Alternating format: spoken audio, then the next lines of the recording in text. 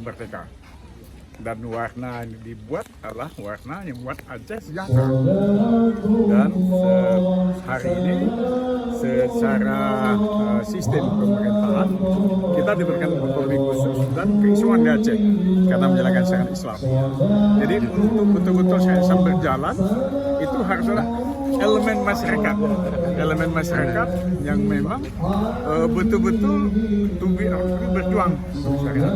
Ini salah satu elemen khusus menurut saya yang sudah punya sejarah dan ujian tapi berhasil. Jadi saya harapan kita sendiri kepada para jamaah setelah Bapak sendiri yang meresmikan Tazi Aceh. Ya, harapan saya dapat lebih dikembangkan di seluruh kabupaten dan pendidikan kepada anak kita dapat diberikan semaksimal mungkin.